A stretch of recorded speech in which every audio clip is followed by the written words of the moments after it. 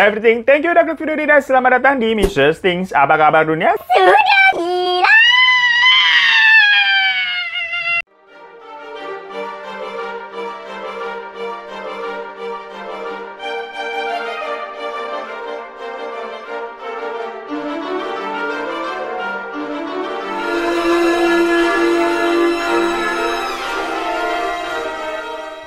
Hai guys, gimana nih tahun baru? Lebih bersinar-sinar nggak nih masa depan lu, keuangan lu segala macam? Udah, makanya tahun baru kita jangan madesu. Muka juga jadi tekuk-tekuk lu, harus glowing. Caranya ya skincarean pakai Mirel Beauty. Seperti biasa di sini udah gua siapin Mirel Glossy Series. Pertama kita pakai face tonernya dulu yuk, kita semprotin. Duh, seger banget. Kalau face toner ini gua agak boros karena suka pakai banyak, gengs. Rasanya enak banget, soalnya adem. Kalau udah lanjut pakai glossy serumnya. Tuh, segini cukup. Langsung kita tap-tap kan. Biar langsung muka nih masa depan cerah. Mantap, lanjut lagi yuk. Lanjut kita pakai day creamnya karena abis ini gue langsung mau pergi juga abis video ini nih ya. Jadi kita nggak lupa kalau keluar rumah harus pakai day creamnya ini, gengs, karena mengandung SPF juga buat melindungi kulit dari sinar matahari dan sinar UV. Udah, ini cepet balik resepnya, udah kayak tuh beda, langsung seger banget, bawaannya langsung glowing juga. Makanya kalian harus cobain juga nih Mirel Glossy Series nih, sebox udah lengkap isinya. Kalian langsung cek aja di Shopee-nya atau follow Instagram mereka @mirelbeauty. Pokoknya nggak mungkin nyesel deh. Ini tuh udah paripurna banget, udah lebih setahun gue pakai ini dan hasilnya bisa lihat sendiri, bener-bener kulit tuh jadi lebih sehat, gengs. Jadi langsung dicek-cek aja ya. Cie-cie yang baru pada dapat bonus akhir tahun, makanya langsung yang enak-enak nih pasti buat perbaikan gizi. Biasa emang. Ntar juga kalau udah balik tanggal tua, makanya mie instan lagi. Terus biar nggak bosen dipakai segala eksperimen, dicampur inilah itulah gitu ya. Mending gitu rasanya jadi enak. Yang ada mau bikin muntah. Nah sama nih, geng. Di dunia udah ada gila-gilanya ini. Banyak banget eksperimen-eksperimen sadis. Yang ekstrim yang liatnya aja kita tuh, bikin enak. Makanya, yang enak-enak gini kan enaknya buat dibahas ya. So, di video kali ini kita akan membahas 2 lab eksperimen yang paling mengerikan dan tersadis di dunia, di mana mengorbankan banyak manusia, geng. Jadi yang satu ini labnya ada di barat, yang satu lagi ini ada di Asia. Yalah, repot-repot amat kerjanya pada begitu ya. Mendingan yang gampang-gampang aja deh. Kayak gua nih yang mau kulitnya lembab dan tubuh yang sehat, udahlah kagak usah eksperimen-eksperimen aneh. Cukup minum aja nih gel kolagen. Karena ini minuman, pastinya juga udah melalui serangkaian uji klinis hingga bisa mendapatkan result yang terbaik. Tapi tenang aja, eksperimen yang dilakukan ini kagak aneh-aneh kok, geng. Karena gel ini udah lulus BPOM dan halal juga, alhamdulillah. Rasanya juga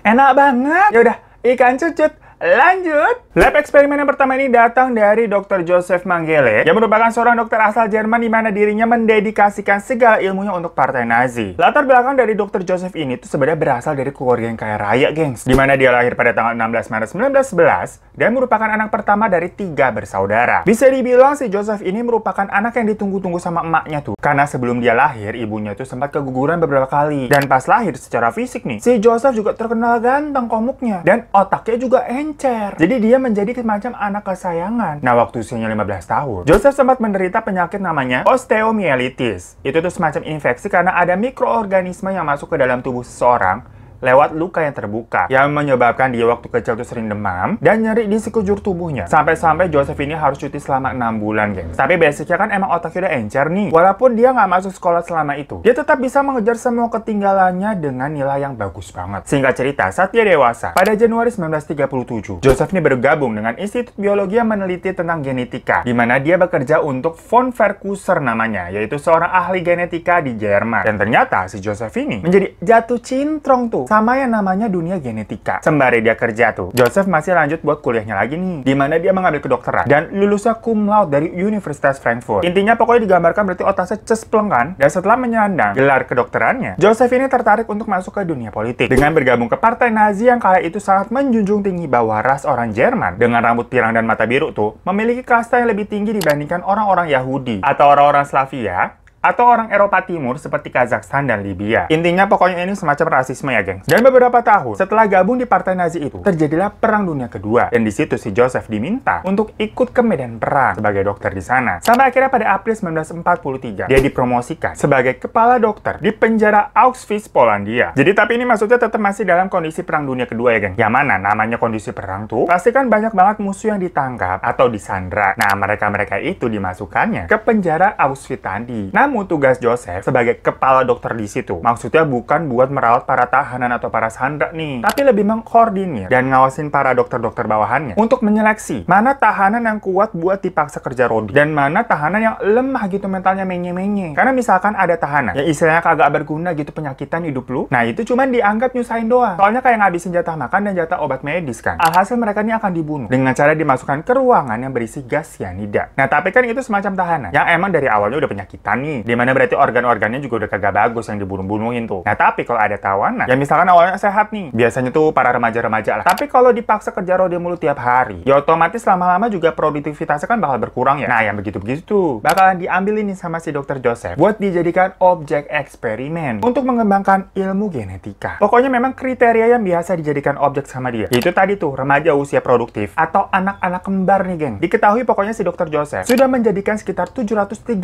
anak menjadi kelinci percobaannya. Dan dari jumlah tersebut, hanya sekitar 100 orang anak aja yang berhasil hidup. Prosesnya pokoknya setelah mereka dipilih nih secara acak, mereka ini bakal dimandiin secara bersih gitu, sampai wangi, sampai rapi, terus dibedakin cemong-cemong kali ya.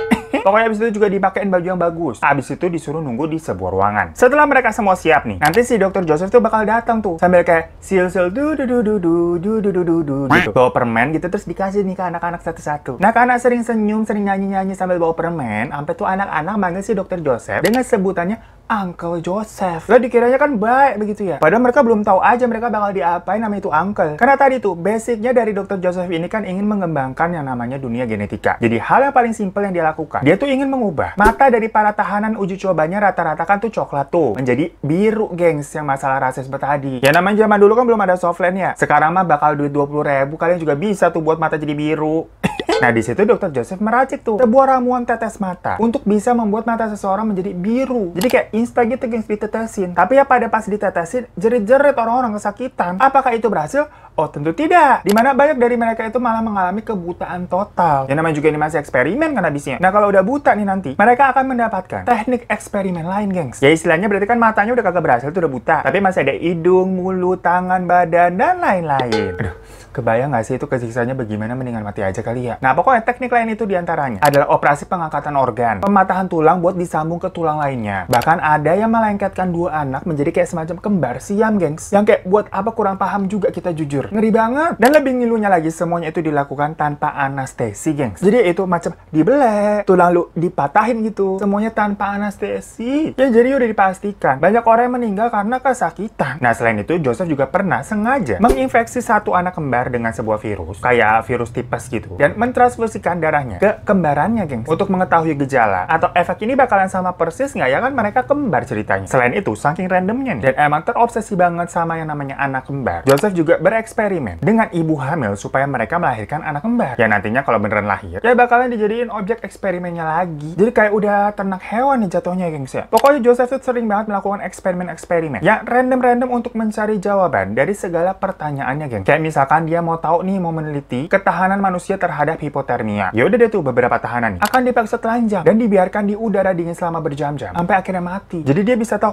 oh ternyata manusia itu tahannya 24 jam aja di dunia dingin. Ya tapi pada mati itu buat mengetahui jawaban tersebut. Terus misalkan dia nih tahu-tahu penasaran lagi, kira-kira seberapa kuat sih kalau manusia tuh terkena sengatan listrik? Ya udah nanti tahanannya bakalan disetrum sampai kayak setengah mati begitu. Pas udah kejang-kejang nih, diistirahatin bentar tuh, dimatiin serumnya. Terus setelah setengah sadar, itu disetrum lagi sampai mati. Bener-bener orang ini berasa tikus percobaan jadinya. Sampai banyak banget jadi ini bawahannya si Joseph yang pada kerja di penjara itu harus mengkonsumsi obat penenang karena nggak kuat gitu ngeliatin dan ngadepin situasi yang ngeri tiap hari. Ngeliat orang pada disiksa sama bosnya. Ya bayangin yang ngeliat aja kagak kuat ya. Apalagi itu yang pada ngerasain. Nah, tapi kalau si Joseph sendiri nggak pernah itu namanya minum-minum obat penenang. Slow aja dia. Karena bener-bener dia sangat menikmati setiap gerakan dan eksperimen yang dia lakukan. Nah, dari sini jadinya banyak yang mempertanyakan sebenarnya. Kenapa ya dia bisa psikopat kayak begitu? Mengingatkan sebenarnya tadi gue udah ceritain di backgroundnya waktu kecil. Itu berasal dari keluarga kaya raya bahagia, bener. Jadi anak kesayangan pula. Nggak ada cerita-cerita psikopat yang biasa-biasanya kan kalau dari dulunya udah suram gitu, udah dark ceritanya. Ini enggak, tapi kok pas gede dia stres banget gitu kelakuannya. Nah, pokoknya selama 2 tahun dia menjabat sebagai kepala dokter di sana dengan segala kelakuan sadisnya tuh. Akhirnya di tahun 1945, Joseph dan semua rekan kerjanya di penjara itu kalang kabut hingga melakukan pelarian karena Rusia berhasil memenangkan peperangan dan akhirnya menyerbu markas tahanan di penjara Auschwitz itu, geng. Dan pas tentara Rusia ini melihat para tahanan baik yang mati sampai dijadikan objek eksperimen yang ngeri gitu, pada merinding, ngeri banget. Joseph ini langsung dicari dong. Dan selama pelariannya, Joseph selalu berganti-ganti nama dan profesi, geng. Kadang dia bekerja sebagai pengusaha kayu, kadang juga petani, pokoknya pindah-pindah tempat juga. Ya tapi itu cuman kayak semacam jadi kedok doang ya, bukan jadi petani atau maksudnya jadi miskin ya. Karena semuanya aslinya dia masih terus kok dapat support dari relawan Nazi, kan zaman dulu tuh Nazi gede banget. Dan di lain hal, background dari keluarganya juga tadi kan keluarganya kaya raya, jadi hartanya juga gak habis. Hingga akhirnya pokoknya Joseph ditemukan, tapi sudah tua banget. Dan gak lama akhirnya dia meninggal pada tahun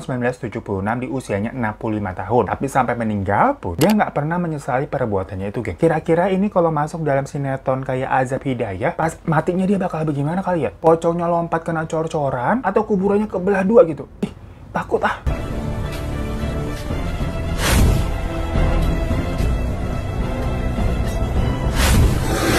Ih, bener gila, ngeri banget ya denger ya, gengs. Ada eksperimen absurd begitu sampai enek kita nih. Minum dulu ya. Segar banget. Emang deh, jelly kolagen ini the best. Udah rasanya enak, nyegerinnya rasa anggur, gengs, dan lemon. Apalagi kalau diminum dingin-dingin. Dan ini kan kayak jelly-jelly gitu ya. Jadi bisa buat ganjal perut sekalian. Ditambah lagi ini tuh mengandung kolagen. Buat kelembaban kulit yang ngefek banget kalau kalian rutin nih minumnya. Plus ada vitamin C-nya juga. Buat daya tahan tubuh nih di masa pandemi kayak gini. Jadi badan tetap sehat, plus kulit juga tetap terjaga. Mantep banget nggak tuh? Udah pada cobain belum? Buruan deh pada beli di Indomaret. Karena jelly kolagen ini tuh tersedia di Indomaret, no, ada tulisannya. Borong deh yang banyak buat nyetok di rumah. Rutin minum tiap hari. Biar efeknya nih langsung kerasa begitu. Kita habisin dulu ya.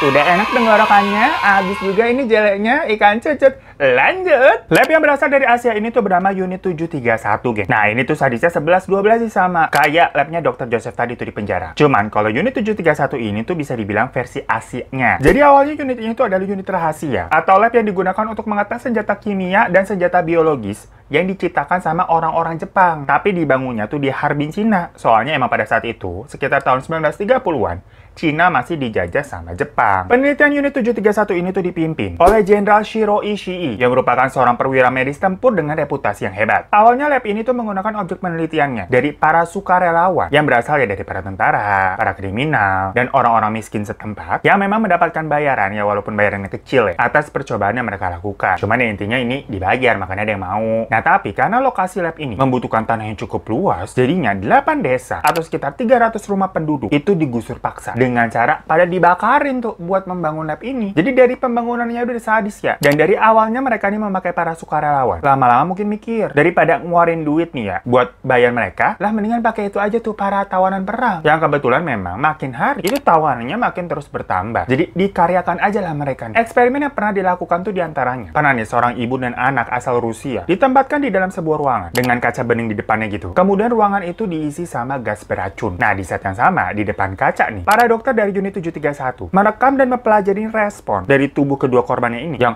udah kejang-kejang gitu ya, merenggut maut, buat dicatat nih lamanya waktu yang dibutuhkan untuk mereka mati. Selain itu, di unit 731 mereka juga mempelajari infeksi penyakit yang mempengaruhi tubuh manusia, di mana para dokter dari unit 731 itu memasukkan orang nih yang telah terinfeksi virus. Waktu itu percobaannya adalah virus pes, kebalik, virus pes gitu, bukan virus pes. Dikira kita kayak orang Sunda kali ya.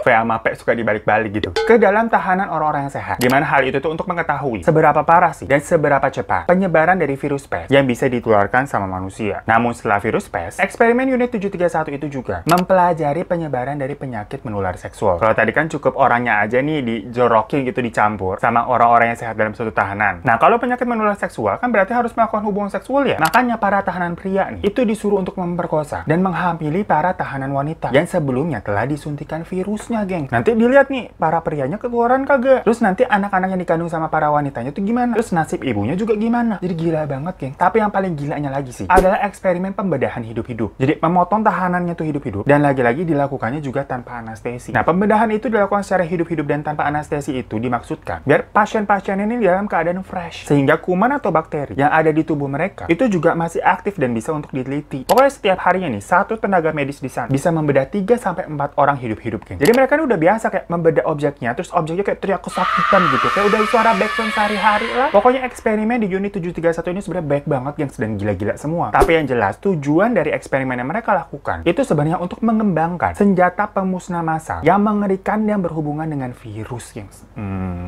Kayak deja vu ya. Kalau lab yang pertama itu kan berhubungan dengan dunia genetika. Kalau yang lab kedua ini berhubungan dengan yang namanya virus. Pokoknya salah satu hasil kerja dari unit 731 ini adalah pengembangan bom yang bisa menyebarkan penyakit, gengs. Jadi uji cobanya adalah para tahanan disuruh berdiri di lapangan. Terus mereka dilemparin bom yang isinya penyakit-penyakit atau virus-virus, semacam kayak virus pes tadi yang pas bomnya meledak, yaitu orang-orang pada terjangkit sama virusnya. Dan ada juga loh, ini bomnya tuh diisinya sama bom kutu. Jadi pada Oktober 1940, Jepang meluncurkan bom berisi 30.000 kutu penghisap darah buat uji coba, di mana lebih dari 2.000 warga Cina itu meninggal jadinya, geng, di wilayah Guizhou, provinsi Zhejiang. Selain itu, unit 731 ini juga pernah mencoba menginfeksi sumber air di wilayah Zhejiang dengan virus kolera dan tipes. Tapi mereka segera menghentikan uji coba tersebut karena ternyata wabahnya itu di luar kendali, yang malah menewaskan lebih dari 1.700 tentara mereka sendiri. Jadi semacam senjata makan tuan, geng. Karena air itu kan mengalir dan susah untuk kedeteksinya kemana aja ya, geng. Sampai pada akhirnya unit 731 ini pun bubar. Soalnya pada Agustus 1945, seperti yang kalian tahu juga, Hiroshima dan Nagasaki itu kan dibom sama Amerika. Jadi istilahnya kalau Jepang nih nggak kalah mah ya ikan cucut. Lanjut! So itu tadi 2 lab eksperimen yang, aduh, sadis banget nggak sih, gengs? Menurut kalian tapi lebih sadis yang barat atau yang Asia tuh? Komen di bawah ya. Tapi jujur lumayan enak nih bahasan hari ini ya. Ya semoga udah kagak ada deh namanya eksperimen-eksperimen begitu. Apalagi tuh yang nyebarin virus lah. Ada kayak begitu? Nah, lo jadi konspirasi kan? Udahlah, terima kasih udah nonton ya. Jangan lupa untuk subscribe di bawah buat yang belum. Kalau udah, terima kasih banyak. Dan sampai jumpa lagi di Mr. Sting selanjutnya. Assalamualaikum.